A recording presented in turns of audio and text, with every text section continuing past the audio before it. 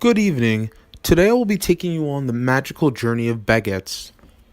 Baguettes originated in Paris in the 1920s. The main ingredients that make up baguettes are flour, water, salt, malt, and yeast.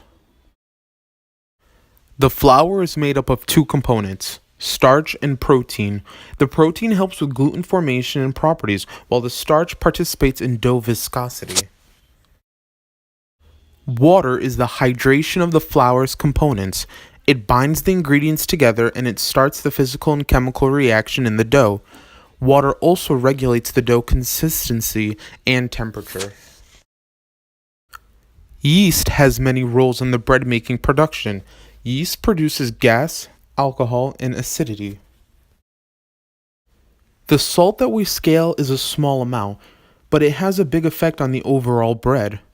Salt regulates enzymes and yeast activity to help ensure the retention of residual sugars that create a dark, well-flavored crust. The way that we set the deck ovens is that the bottom oven temperature should be set to 470 degrees Fahrenheit with two triangles, and the top of the oven should be set to 445 degrees Fahrenheit with three triangles. Then set the steam to 0.25 and the time to 20 minutes.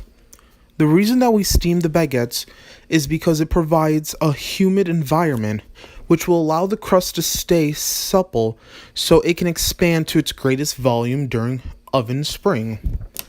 Steam also provides a shiny crust because it aids the Maillard reaction and allows the crust to open and form the ears.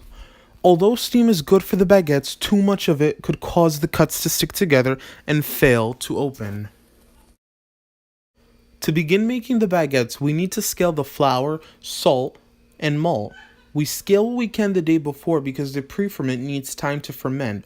We will identify what we have scaled, how much of each ingredient, and what we still need.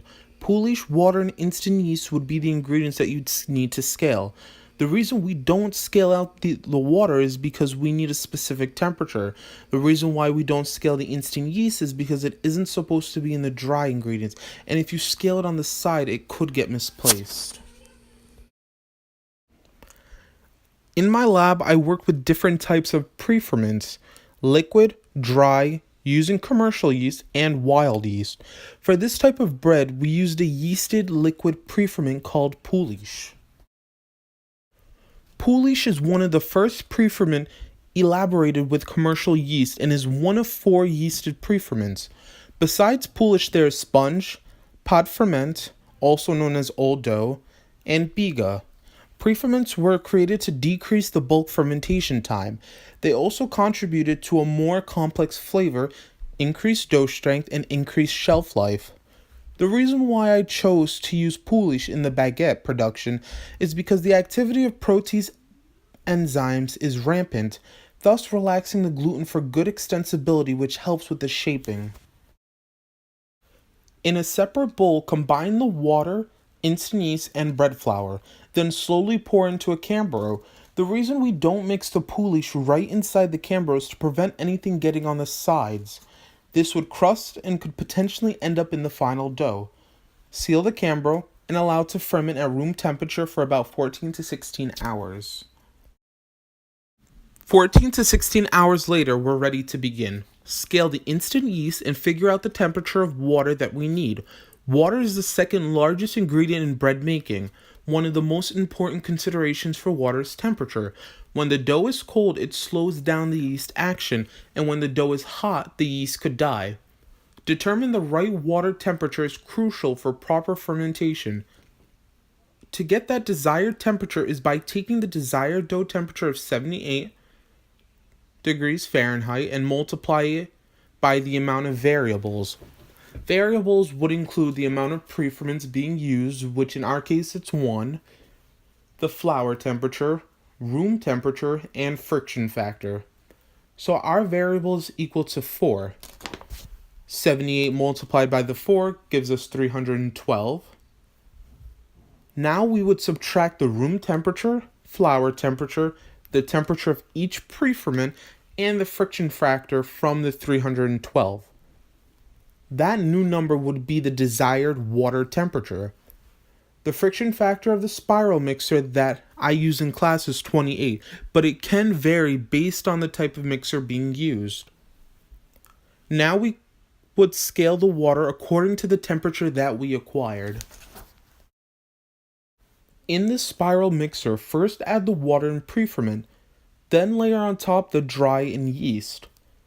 The reason why we start with water is so that the dry doesn't start off by being stuck to the bottom. When it comes to scraping the bowl, it will be a lot easier. We want to mix on first speed until we see no more flour and no more lumps.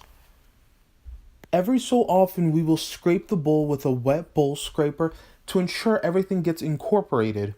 We want to minimize the mixing time because the longer you mix, the more agitation is created, the whiter the color, and the less of an overall flavor. Once you see that there is no flour in lumps, we can move to second speed. The mixing method that we are currently doing is called improved. Improved is the middle selection of mixing between short and intensive.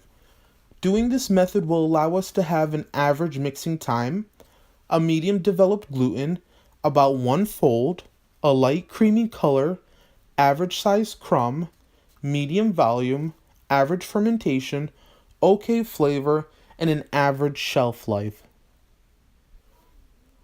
During second speed, you can still scrape and you want to wait to see what we call a pumpkin effect. The bowl will begin to clean itself as the dough starts to come together in the center. To check if the dough is fully ready, we're looking for an average gluten development, not fully or underdeveloped. Once your dough is ready, spray a bus tub with water and place the dough inside. You should be able to transfer the dough in one try. Rearrange the dough in the bin so it's allowed to relax and proof properly. Record the temperature. We are looking for a dough temperature of 75 to 78 degrees Fahrenheit in order to achieve proof fermentation. Seal the dough and allow to bulk fermentation for 1.5 hours, flipping on the 45-minute mark. When folding, you want to wet your hands in water, grab the south end of the dough and pull it to the center. Then repeat the step until you form a log shape. You will grab both ends and turn so the tips are facing north and south. Folding the dough helps expel accumulated carbon dioxide, evens the dough temperature, and strengthens the dough. Time and temperature are very important in bread making, so after the dough is folded, the temperature will be recorded once again. The following steps will be the dividing and pre-shaping. Flour the workspace, flip the bus tub upside down, and allow gravity to release the dough. If gravity needs help pulling the dough down, then you can slip your hands inside and begin pulling down. Using your hands, slightly degas the dough while forming an even width among the dough. The ideal size would be the length and height of the bench scraper. So begin with cutting one long strip the height of the bench scraper and cut pieces from that strip that is the length of the bench scraper. Weigh out each piece of dough and they need to be 400 grams. If they come out short, then only cut small pieces of dough from the edges because the edges are already imperfected.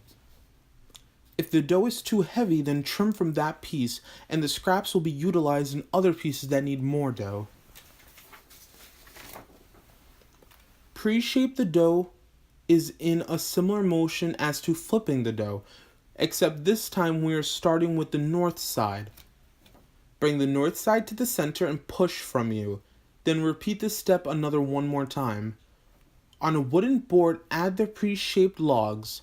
After you make your last pre-shape, place on a rolling rack that would be covered for 20 minutes. Be sure to spray the inside with water so the dough does not dry out.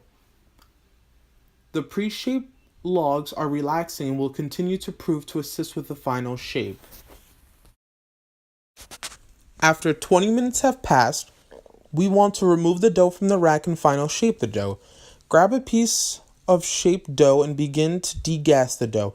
The length of the dough will be longer than the height. Starting from the right to the left, bring the north side down half of the way. If you need the dough longer, then lift it up and stretch the dough from the inside to the out. Now rotate the baguette with the seam still up and repeat the folding. The seam will be in the center and stretch one more time.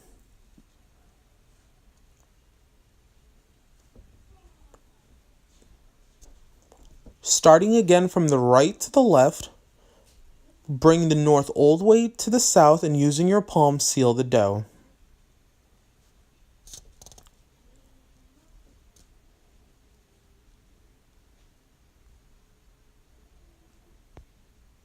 Now with the seam up, create a rocking motion with your body and hands and begin to shape the baguette.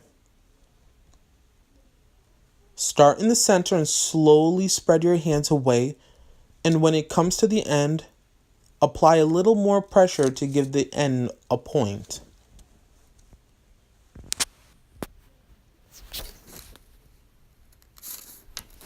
With the same board and couche, flour with bread flour and place the baguette with the seam up. Once again, the baguette will need privacy to create barriers with the couche. After the last baguette is made, place the board in the rolling rack with the cover again and allow it to final proof for an hour. During this time, the baguette will perform one last fermentation before it's baked.